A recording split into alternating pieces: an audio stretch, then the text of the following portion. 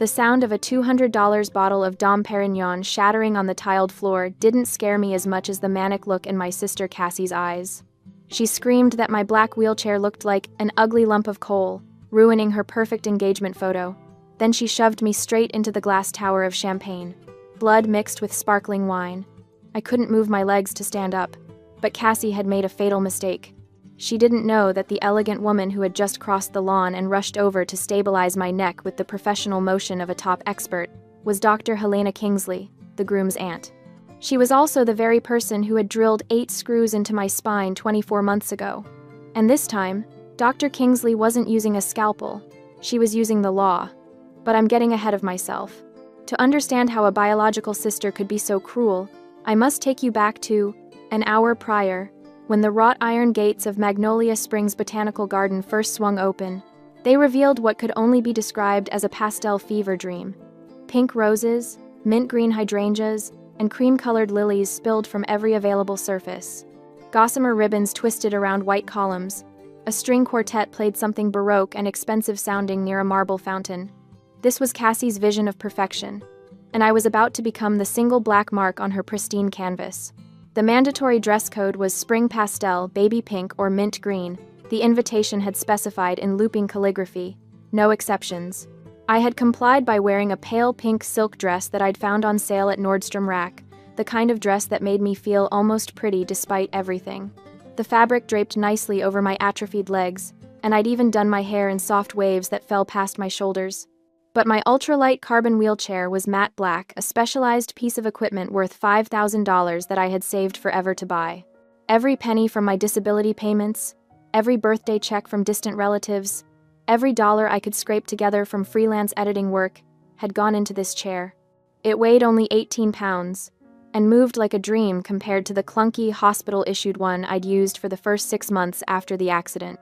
This chair was my freedom, my independence, my ability to navigate the world without asking for help every 5 minutes.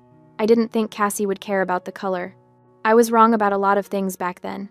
I rolled myself up the accessible ramp, thank God the venue actually had one, and scanned the crowd for my sister. She stood near the champagne fountain, a vision in ivory lace that probably cost more than my entire year's worth of medical supplies. Her blonde hair was swept into an elaborate updo, and her makeup was magazine perfect. She was laughing at something Greg, her fiancé, had said, her hand resting possessively on his arm. Greg was a good guy, as far as I could tell from the 3 times I'd met him. He was an architect, soft-spoken and kind, with an easy smile that seemed genuine. I'd wondered more than once what he saw in Cassie. But then again, Cassie had always been good at showing people only what she wanted them to see. I approached with total sincerity, wheeling myself through clusters of guests who politely stepped aside. My heart hammered in my chest. Despite everything, despite the 2 years of cold silence, despite the way she'd rewritten history to make herself the victim I still hoped, I still believed that somewhere inside my sister was the girl who used to braid my hair before dance recitals, who used to sneak me cookies when Mom put me on those horrible pre-performance diets. Cassie, I called out, my voice bright with forced cheer. She turned, and for just a moment, I saw something flicker across her face. Annoyance? Disgust? It was gone so quickly I might have imagined it. "Matilda," she said, her smile not quite reaching her eyes. "You made it." The way she said it, "You made it," as if she'd expected me to fail, or perhaps hoped I would. I swallowed the hurt and held out a small gift box wrapped in vintage rose-patterned paper. Inside was a pair of vintage pearl earrings that I'd found after weeks of searching through antique sites and estate sales.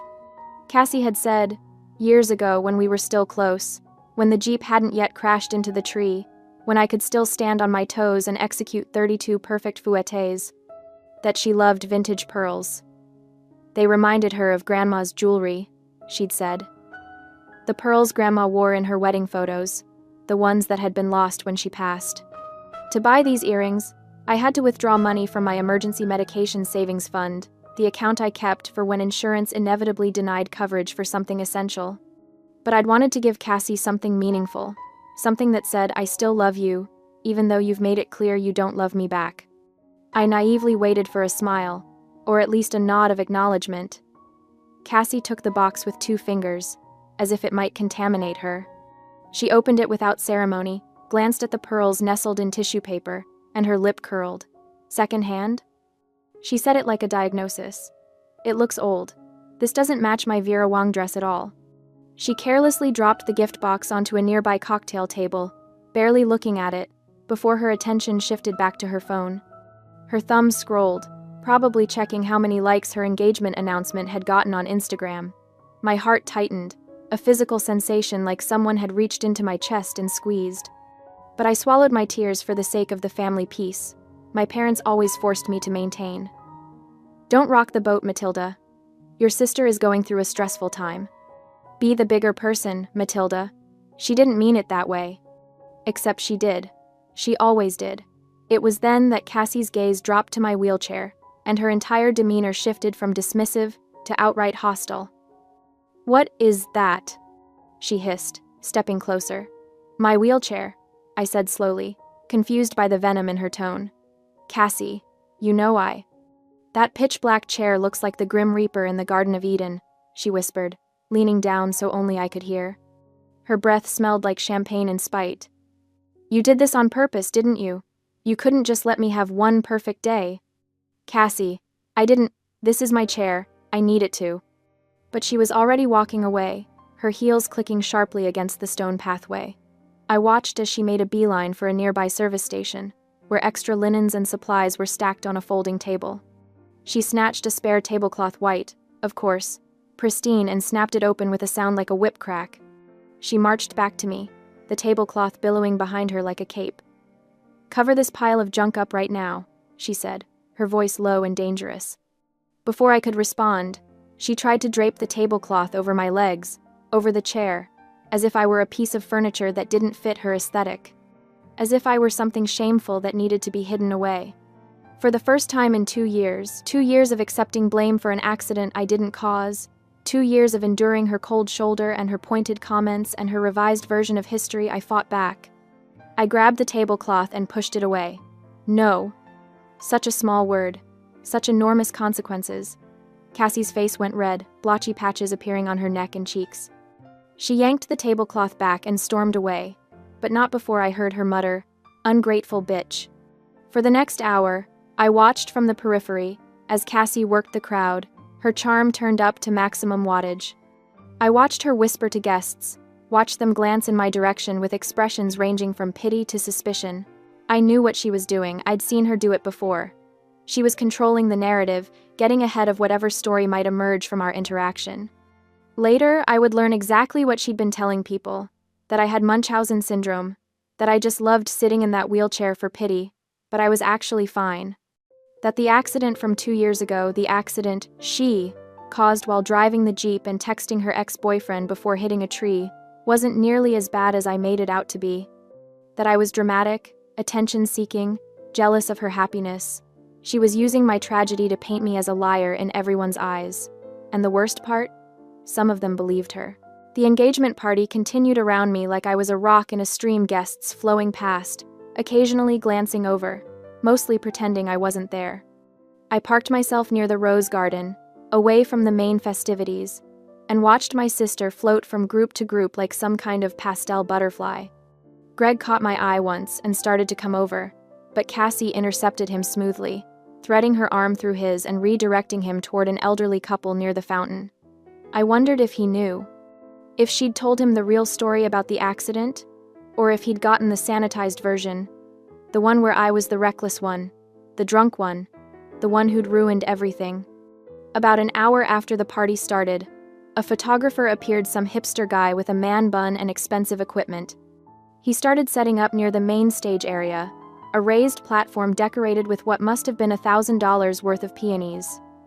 "Family photos," Cassie announced, her voice cutting through the string quartet. "Everyone gather round." I stayed where I was. Maybe if I remained still enough, small enough, she'd forget about me. No such luck. Cassie's eyes found me across the lawn. She gestured impatiently, her smile fixed and frozen. I wheeled myself over slowly, dreading whatever fresh humiliation awaited. The rest of the family was already assembling, mom and dad looking uncomfortable in their dressy clothes, Greg's parents looking wealthy and vaguely confused, various aunts and uncles and cousins filling in the gaps. And there, at the far left of the formation, sat a large, pink-ribboned banquet chair, the kind with a straight back and armrests, the kind that requires core strength and balance to sit in safely. The kind I absolutely could not use. "Matilda," Cassie said sweetly, her public voice dripping with artificial warmth. "Move the wheelchair somewhere else. Sit on that chair. I want this photo to be uniform." Everyone was watching. The photographer had his camera up, ready to shoot. Mom was making her "please don't cause a scene" face. Dad was staring at his shoes. "Cassie," I said quietly, trying to keep my voice steady. "You know I have a T10 spinal injury. I don't have the core balance to sit on a regular chair. I'll fall." I'd explained this before, countless times over the past 2 years. A T10 complete spinal injury means I have no sensation or movement from approximately my belly button down. No abdominal muscles to hold myself upright. No ability to catch myself if I start to tip. Sitting in a regular chair without support was like asking someone to balance on a tightrope with no pole theoretically possible for about 5 seconds before physics and gravity won. Cassie's smile didn't falter, but something dark and ugly flashed in her eyes. "You're just good at ruining things," she said, her voice still sugary for the benefit of the crowd, but with an edge sharp enough to draw blood.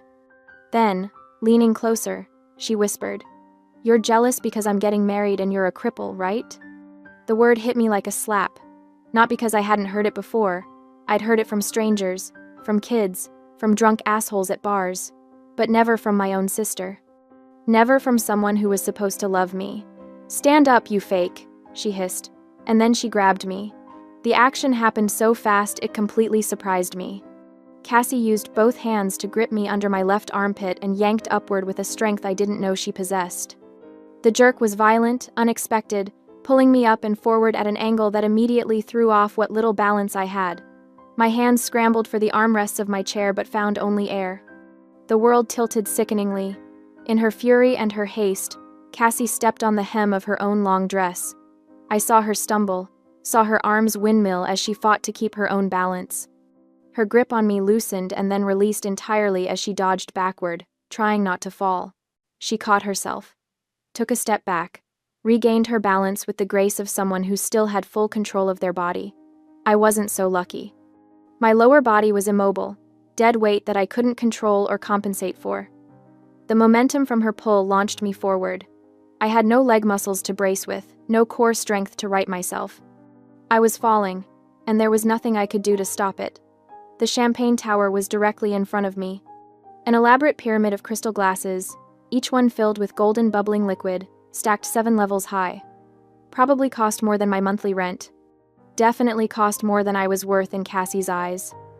I hit it with my shoulder and chest, and the entire structure came down. The sound was incredible, a cascading crash of breaking glass, like wind chimes made of violence. Hundreds of shards exploded outward. I felt them slice into my hands as I tried to break my fall. Felt them cut my face, my neck, my arms. Sharp pain bloomed across my skin in a dozen places. My head snapped to the side, hitting the tile floor hard enough to make my vision blur.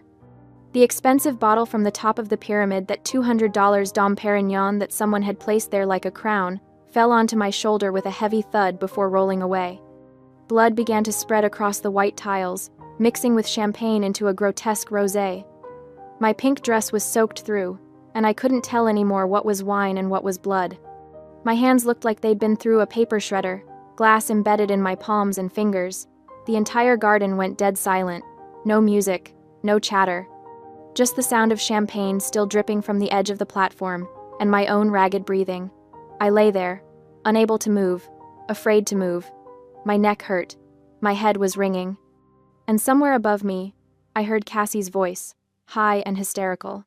"Oh my God! My $5,000 dress. You ruined my party." Not, "Are you okay?" Not, "Someone help her. Stand up right now." I couldn't see her. My angle on the floor gave me a view of mostly chair legs and horrified faces, but I could hear her perfectly. Could hear the absolute lack of concern, the narcissistic focus on herself, on her party, on her dress. Someone gasped. Several people started to move forward, to help, but a voice cut through the chaos like a knife. "Stand still, don't anyone touch her." The voice was female, authoritative, The kind of voice you obeyed without question. Through my blurred vision, I saw a woman drop her Gucci handbag onto the grass and push past a waiter. She moved with purpose, with the confidence of someone who knew exactly what to do in an emergency. She knelt beside me in the puddle of wine and blood, not caring about her elegant, cream-colored pantsuit.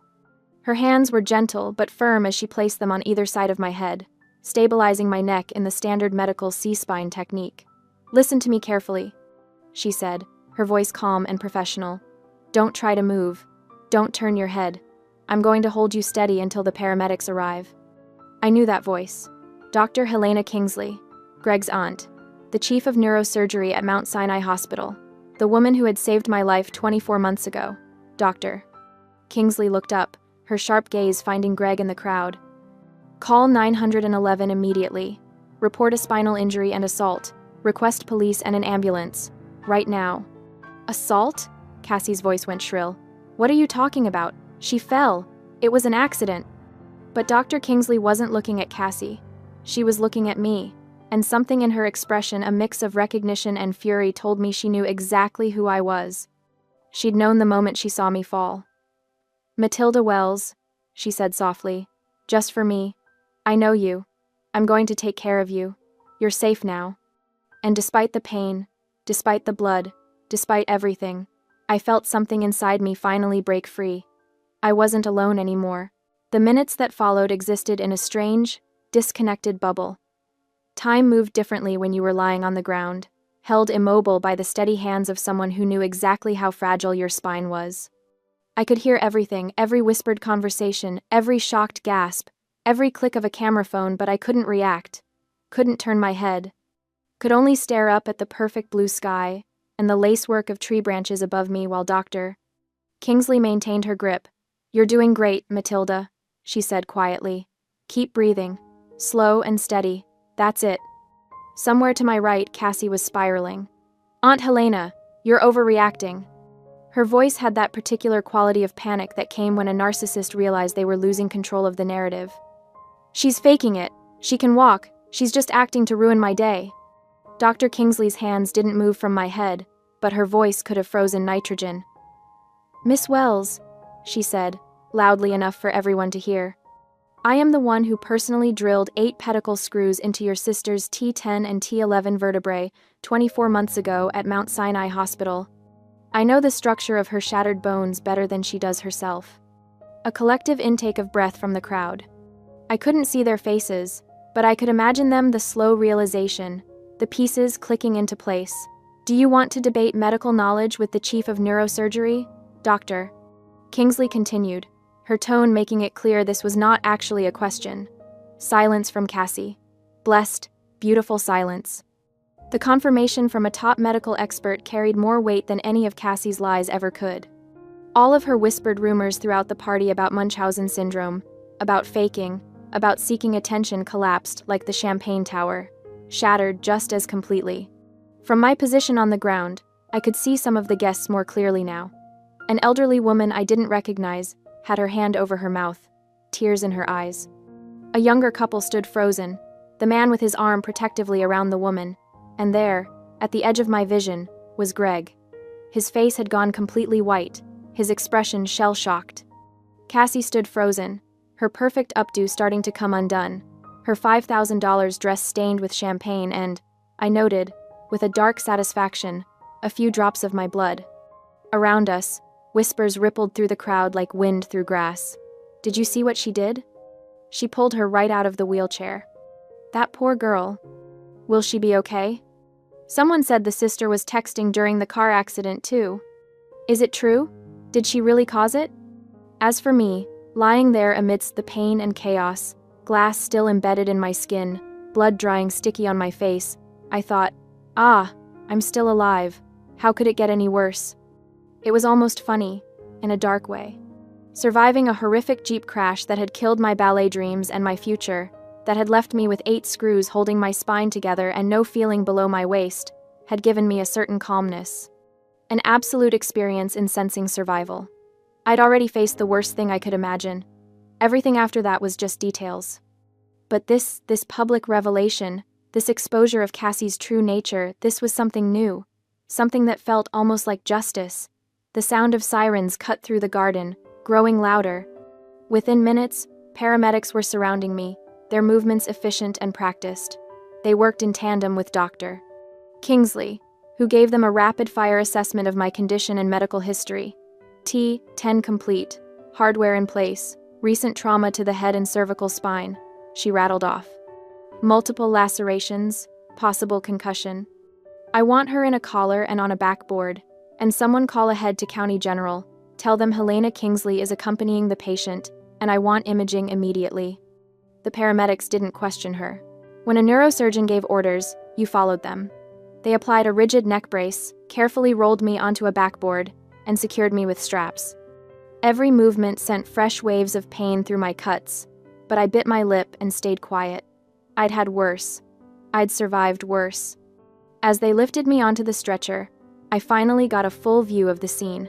The demolished champagne tower, the blood-soaked tile, the scattered shards of crystal catching the afternoon sun like diamonds. And the guests, at least 50 of them, all staring with varying expressions of horror, pity, and morbid fascination. This was supposed to be Cassie's perfect day, her moment in the spotlight. Instead, it had become her exposure. 2 police officers had arrived with the ambulance, and I watched as they approached Cassie. One of them, a woman with her hair pulled back in a severe bun, pulled out a notepad. "Ma'am, we need to ask you some questions about the incident." Cassie's face was a mask of barely contained panic. "It was an accident. I was just trying to help her sit down for the photo. She's my sister. I would never." I saw what happened. The voice came from an older man in a gray suit, someone I recognized vaguely as one of Greg's business associates. He stepped forward, his expression grave. I was standing less than 2 meters away. He said, his voice clear and firm, "My name is Lucas Chambers. I clearly saw her." He nodded toward Cassie. "Use both hands to grab her sister and pull hard with intent. That was not accidental or a slip of the hand. She deliberately caused this girl to fall. That is assault." The testimony of this independent witness was ironclad evidence. An unbiased observer, a respected businessman, someone with no reason to lie and every reason to stay out of family drama. His words carried the weight of truth. The female police officer's expression hardened. She stepped closer to Cassie. "Ma'am, given the witness testimony and the victim's injuries, you need to come with us to the station for questioning regarding an assault charge." "What? No!" Cassie shrieked, backing away. "You can't take me! It's my engagement party! Get away from me!" She swatted at the officer's hand, hysterical now, her entitlement overriding any sense of self-preservation. "Greg, tell them to stop." "Ma'am, stop resisting," the officer commanded. When Cassie tried to turn and run toward the house, the officers moved instantly. They grabbed her arms, spinning her around. The handcuffs clicked into place, and Cassie started to cry. Not delicate tears that could be dabbed away with a tissue, ugly, snotty sobs that made her mascara run in black rivers down her face. Her magnificent pastel dress, the one that had cost $5,000, was now stained with wine and blood and ruined beyond repair. As the police led her toward the patrol car, she kept looking back at Greg, at our parents, at anyone who might intercede. But the crowd parted for her like the Red Sea, everyone stepping back to avoid being associated with her downfall. Most importantly, Greg stood silent. He didn't defend her, didn't argue with the police, didn't proclaim her innocence or beg them to let her go. He and his family turned their backs on Cassie. That was the moment I realized my first emotional release. She was no longer untouchable. For 24 months, Cassie had been protected by the family narrative. By Mom and Dad's insistence that we keep the peace. By their willingness to sacrifice my truth for her comfort. By their enabling of her narcissism and their enforcement of my silence. But this was public. This was witnessed. This was documented. This was finally real. As the paramedics loaded my stretcher into the ambulance, I caught one last glimpse of the botanical garden, the pastel nightmare, now splattered with blood and broken glass. The guests, shocked and whispering. My parents, huddled together, their faces pale. And Cassie, being pushed into the back of a police car, her perfect day shattered as completely as that champagne tower. "Doctor!" Kingsley climbed into the ambulance with me, still in her blood-stained cream pantsuit. "I'm coming with you," she said, in a tone that brooked no argument. "We're going to make sure you're okay, and then we're going to make sure justice is served." The ambulance doors closed, and we pulled away to the sound of sirens. I closed my eyes and let out a breath I didn't know I'd been holding. She was no longer untouchable.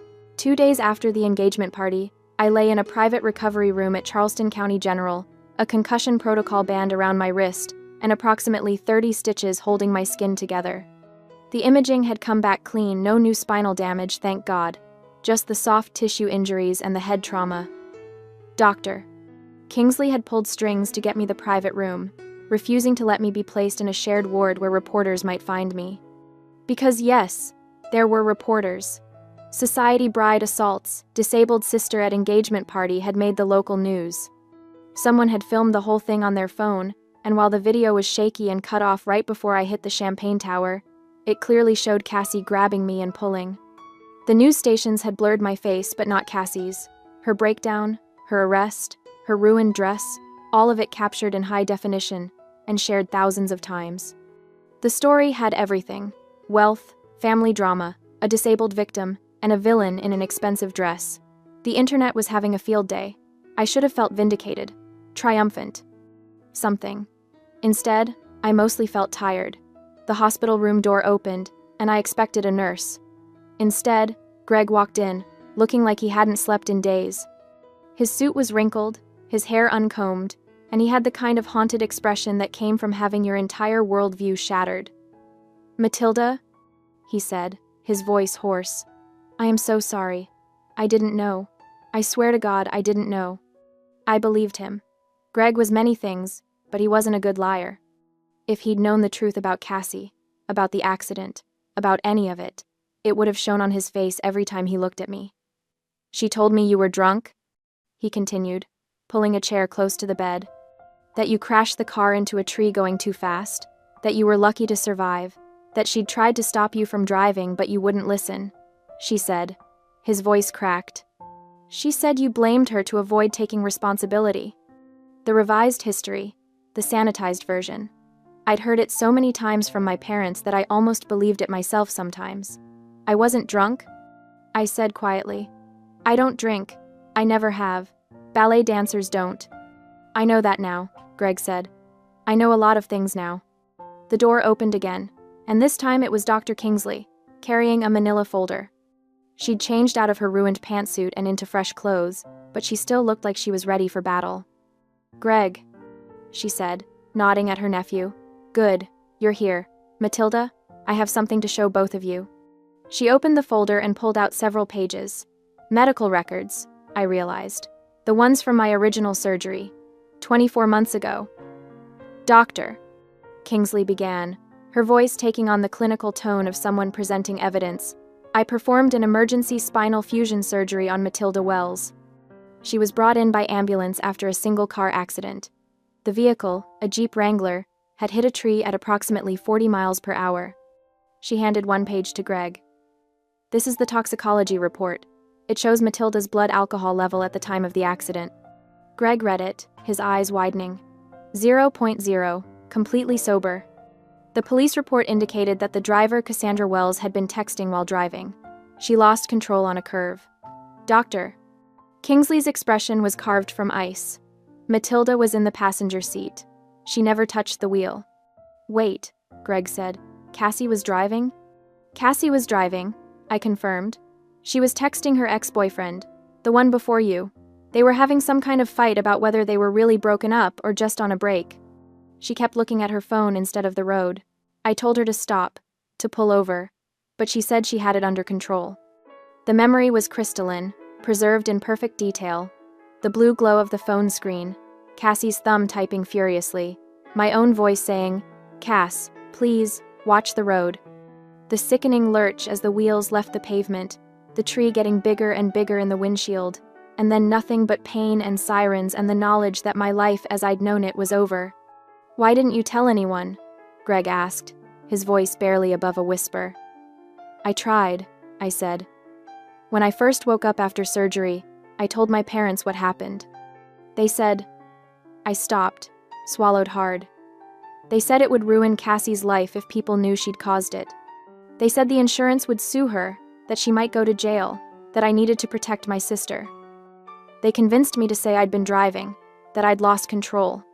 Jesus Christ, Greg muttered. My parents have always protected Cassie, I continued. When we were kids, it was small stuff. She'd break something, blame me, and they'd believe her. As we got older, it got worse. She'd steal money from my wallet, lie to my friends, sabotage my dance auditions by hiding my shoes or telling me the wrong time, but they always made excuses for her. She was stressed. She didn't mean it. I was being too sensitive. Dr. Kingsley closed the folder with a sharp snap. What Cassie did at that engagement party was assault. What your parents did 24 months ago was coercion and insurance fraud. The statute of limitations hasn't run out on either. Greg looked like he might be sick. I almost married her. He put his head in his hands. How did I not see it? Narcissists are excellent performers, Dr. Kingsley said, not unkindly. They show you exactly what you want to see, until it's too late. We sat in silence for a moment, the weight of revelations settling over us. I could see Greg processing, reevaluating every moment of his relationship with Cassie through this new lens. Wondering what else she'd lied about, wondering who she really was beneath the performance. The door burst open, no knock, no warning. My parents rushed in like a storm surge, all flailing hands and loud voices.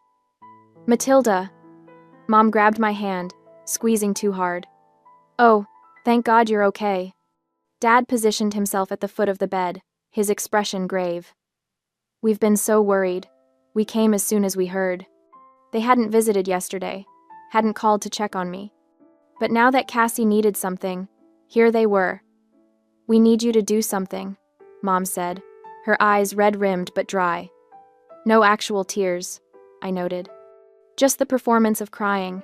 It's very important. Here it comes, I thought. Matilda, please drop the charges, Dad said. Call the police and say you slipped. Say your sister was just trying to help you up. If you don't sue, they will release your sister. There it was. The ask. The demand disguised as a plea.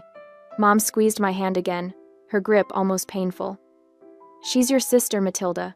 Family protects family. You know she didn't mean it.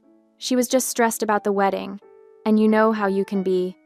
How I can be, I repeated flatly. You know what I mean. Difficult, stubborn. You insisted on bringing that black wheelchair when she'd asked everyone to keep things light and pretty.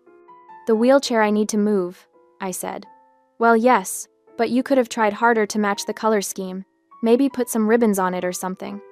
And then to refuse to sit in the chair for the photo when she was just trying to include you. I pulled my hand away from Mom's grip. She assaulted me. There's video. There are witnesses. Witnesses can be mistaken, Dad said quickly. It all happened so fast. People see what they want to see. This was the moment of false defeat. I let my expression crumble, let myself look weak and overwhelmed.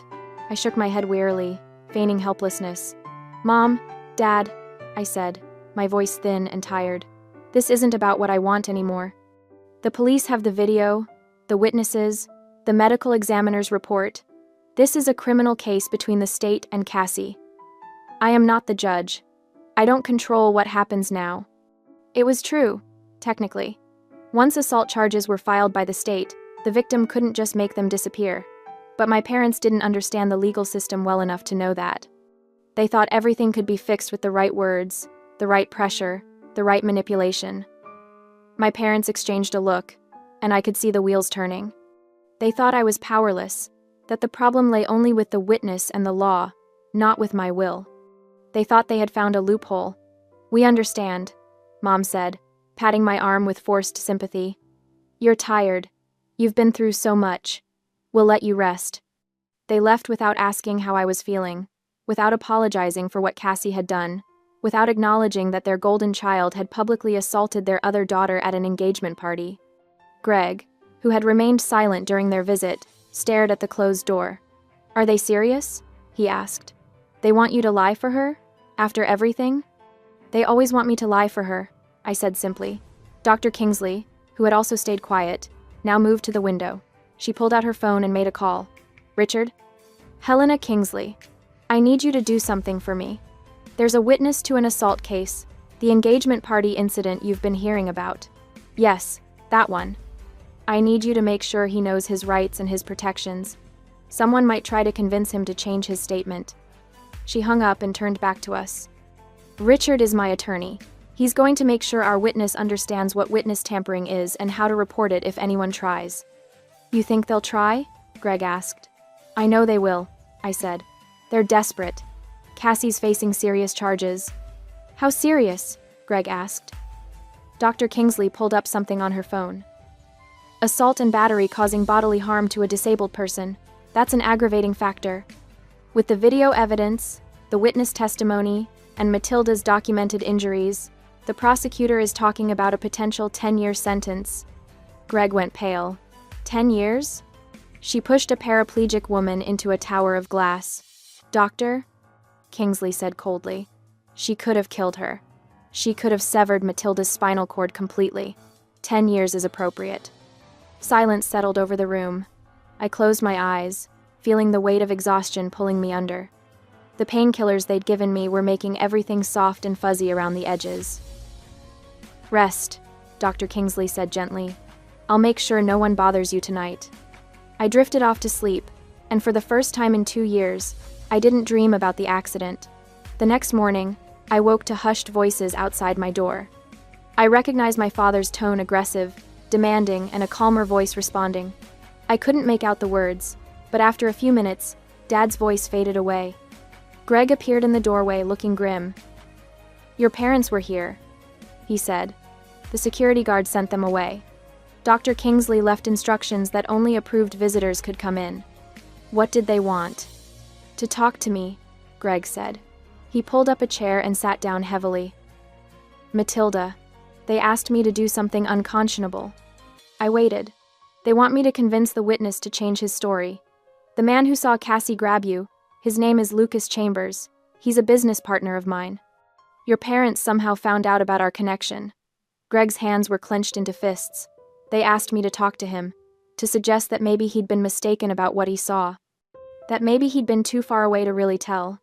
That maybe it would be better for everyone if he just said he wasn't sure anymore. And? I asked, though I already knew the answer. I told them to get the hell out of my sight. Greg said. Do they understand what they were asking me to do? That's witness tampering. That's a federal felony. I could lose my license, my career, everything. He looked at me with something like horror. I didn't realize your entire family was this rotten. Not my entire family, I said quietly. Just most of it. Greg stood up and started pacing. I've already called Lucas. Warned him that someone might try to contact him and pressure him to change his statement. He's furious. He's talking about filing harassment charges if they try. They will try, I said. They'll find a way. They always do. But even as I said it, I felt a small spark of hope, because this time, they were trapped. This time, there were too many witnesses, too much evidence, too many people who knew the truth. This time, their usual tactics wouldn't work. They had taken the bait. They had just single-handedly drowned their last hope. Greg left around noon, promising to return later with real food because hospital food is criminal. Doctor.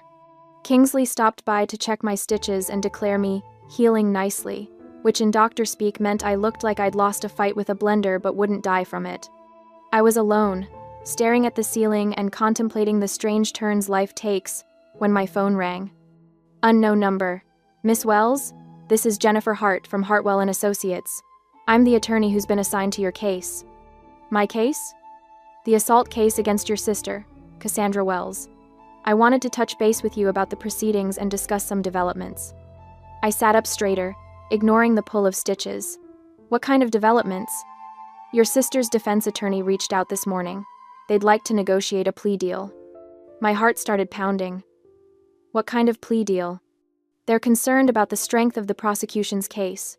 The video evidence is damning, the witness testimony is solid, and the aggravating factors assault on a disabled person, causing serious bodily injury, mean your sister is looking at significant prison time if this goes to trial. How much time? The prosecutor is confident they can get 10 years, maybe more, given the public nature of the assault and the clear premeditation. 10 years. A decade of Cassie's life. She'd be 41 when she got out. Middle-aged. Her youth, her beauty, her prime years all spent in a cell. I should have felt triumphant. Vindicated. Instead, I felt complicated. What are they offering? I asked. If you agree to submit a victim impact statement requesting leniency, and if you're willing to tell the judge that you believe your sister can be rehabilitated, they're willing to plead guilty to a reduced charge, aggravated assault, instead of assault with intent to cause serious bodily harm. With your statement and a guilty plea, she'd likely serve 2 years. Maybe less with good behavior. 2 years instead of 10. Still prison, still consequences, but not life-destroying. There's a catch, miss. Hart continued. They want restitution. Full restitution for your medical expenses, pain and suffering, and punitive damages. They're proposing a total of $420,000. I nearly dropped the phone. $420,000? Your medical bills from the current hospitalization alone are close to $60,000. Add in the lost wages, the therapy you'll need, the pain and suffering from the assault itself, and punitive damages for the emotional distress. It's actually quite reasonable. Some lawyers would push for double that. But my parents, they don't have that kind of money. That's their problem, not yours, miss. Hart said calmly. If they want this plea deal, they pay. If they don't pay, we go to trial, and your sister does the full 10 years. When would they need to pay by? The preliminary hearing is scheduled for next week. They'd need to wire the full amount into our trust account before that hearing. 7 days from now. 7 days to come up with $420,000. It was impossible. My parents lived comfortably, but not lavishly. Dad was a middle manager at an insurance company. Mom worked part-time at a boutique. They had a nice house, a sailboat they took out on weekends, their retirement savings, but nearly $500,000 in cash. Miss Wells, I need to know. Are you willing to submit the leniency statement if they meet the financial terms? Was I? 2 years in prison wouldn't destroy Cassie's life completely. She'd survive it. Maybe it would even change her, force her to confront the consequences of her actions. 10 years, though, that was different. That was life-altering in ways that couldn't be undone. And the money, $420,000, would set me up for life. I could afford the medical equipment I needed, the therapy, the modifications to whatever home I ended up in. I could live independently, not have to rely on disability payments and charity. Yes, I said finally. If they pay the full restitution by the deadline, I'll submit the statement. Good, Miss Hart said. I'll let them know. 1 week, Miss Wells. The clock is ticking. My parents showed up that evening, looking haggard. Dad's face was gray, his shoulders slumped. Mom had aged 10 years in 3 days. $420,000, Dad said without preamble. That's what they're demanding. That's what the lawyer calculated, I said neutrally. We don't have that kind of money, Mom said, her voice breaking. We've been to the bank. We've called everyone we know. We can't just... You can liquidate your $401k, I said calmly. They stared at me. I checked. Between both of your retirement accounts, you have about $280,000. With the early withdrawal penalties and taxes, you'd net maybe $200,000. You can sell the sailboat not on the market, but to a wholesaler or liquidator. They'll give you cash instantly, but at a fraction of the value. That's another $100,000 if you're lucky. For the rest. There are hard money lenders who fund against home equity in days, not weeks. The silence was deafening. That's our retirement, Dad finally said. That's everything we've worked for our entire lives. Selling to liquidators? Hard money loans? We'll lose 50% of the value on everything. We'll be ruined. And my spine is broken, I said, my voice hard. My career is gone. My life as I knew it is over. Because Cassie was texting while driving and you made me lie about it. Because you've protected her and enabled her and sacrificed me for her comfort my entire life. We did what we thought was best for the family, Mom whispered. You did what was easiest for Cassie, I corrected. You always have. And now you get to decide what's more important, your retirement fund or your daughter's freedom. Dad's face went red. You're really going to do this? You're really going to destroy your own family? I'm not destroying anything, I said. Cassie destroyed this family the moment she grabbed me and threw me into that glass tower. I'm just refusing to lie about it anymore. You pay the restitution. I sign the leniency statement. Cassie does 2 years instead of 10. Everyone walks away. Everyone except us, Dad spat. We'll have nothing. No retirement, no savings, no boat. You'll have your house and your jobs and your health, I said. That's more than Cassie left me with. Mom started crying real tears this time, not the performed ones. How can you be so cruel? I learned from the best, I said. They left without another word. For the next week, I watched the clock. I stayed in the hospital longer than necessary, partially because Dr. Kingsley insisted on monitoring me for complications, partially because I had nowhere else to go. My apartment was a third-floor walk-up with no elevator, and I'd been staying with my parents before the engagement party. That option was clearly off the table now.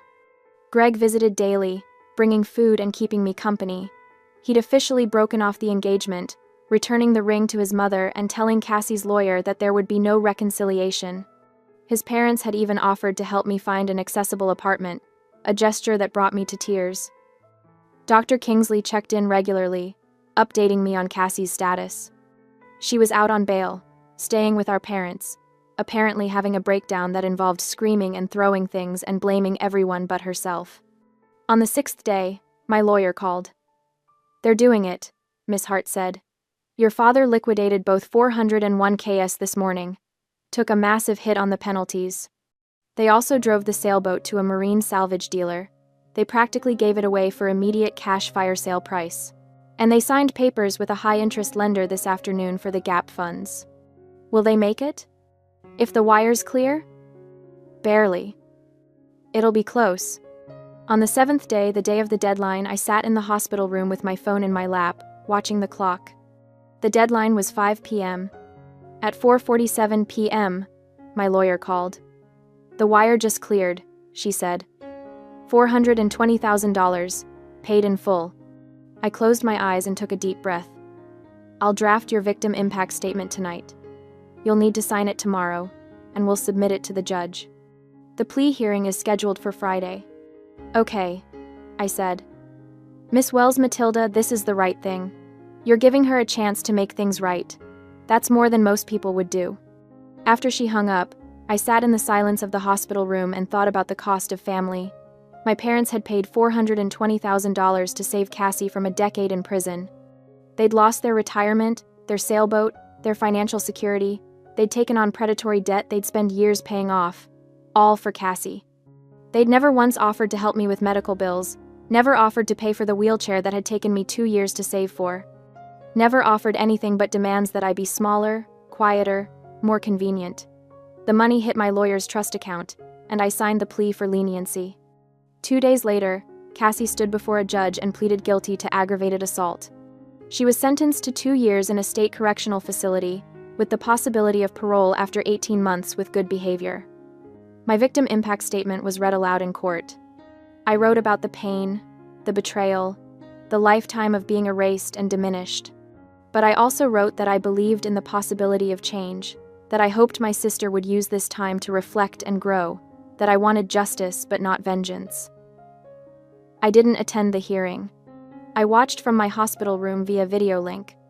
I saw Cassie's face when the sentence was handed down: shock, disbelief, and finally, for the first time I could remember, something that might have been genuine remorse. My parents sat behind her, holding hands, their faces masks of grief. Greg sat in the back of the courtroom. When it was over, he looked directly at the camera and nodded once. A goodbye. A thank you. An acknowledgement that some things, once broken, cannot be repaired. The money was transferred from the trust account to my personal account, $420,000. More money than I'd ever imagined having.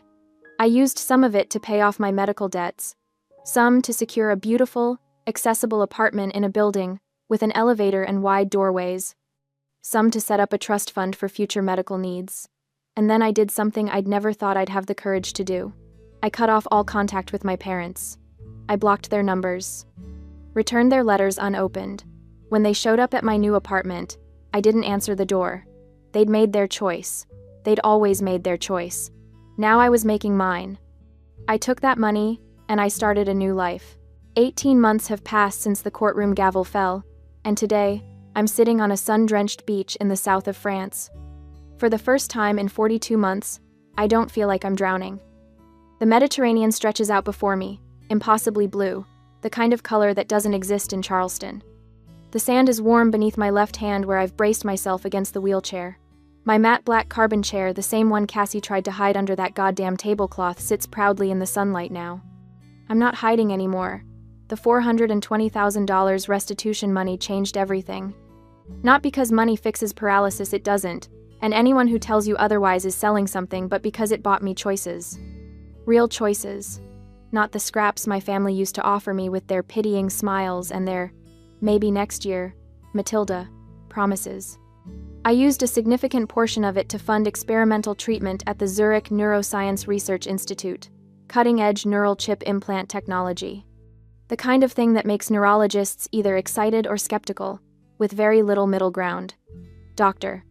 Kingsley, bless her pragmatic heart, had given me the contact information with a simple, "It's worth trying. No guarantees, but the research is promising." The medical result wasn't some miraculous stand-up-and-walk moment like you see in the movies. Recovery never works that way, no matter what the Hallmark Channel tells you. But 3 weeks ago, during one of my focused visualization exercises, something happened. My right big toe twitched, just slightly, barely a millimeter of movement. But I felt it, a tingling current of electricity that ran down my calf, following neural pathways that had been dark and silent for 42 agonizing months. The first real sensation, below my T10 injury since the Jeep rolled. I had stared at my foot for a full minute, convinced I'd imagined it. Then I did it again, and again. Each time, that tiny twitch, that whisper of reconnection between my brain and my body. Matilda, did you see that?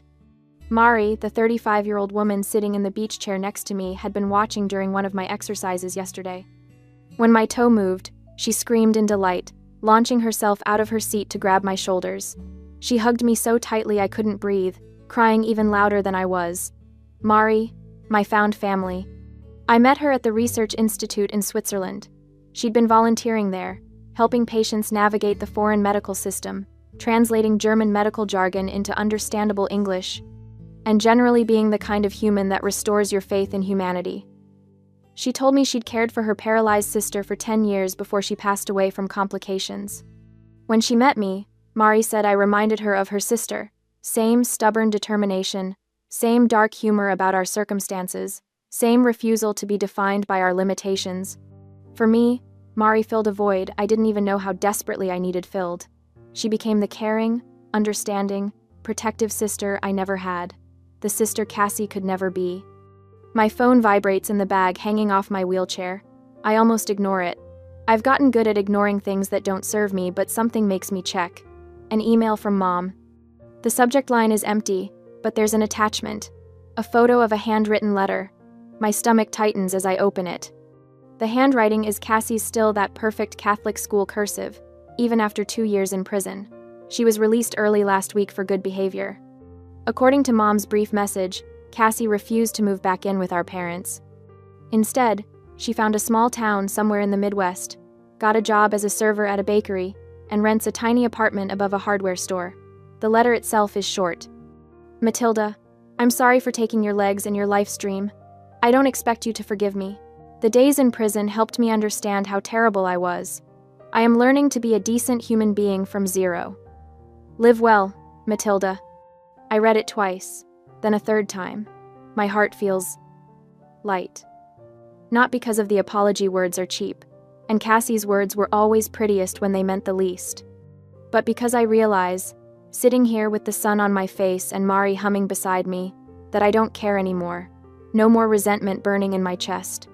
No more imagining what I'd say to her if I saw her again. No more rage keeping me awake at night, but also no need to reconnect. No obligation to rebuild something that was never really there. Cassie is learning to be a decent human being? Good for her. She can do that without me. I turn off my phone and drop it into my bag, leaving the past exactly where it belongs. Mari, I say, beaming at her. Let's go get ice cream. My treat.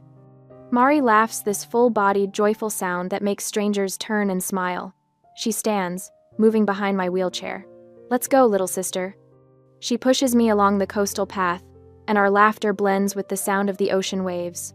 The breeze tastes like salt and freedom. This is my real family.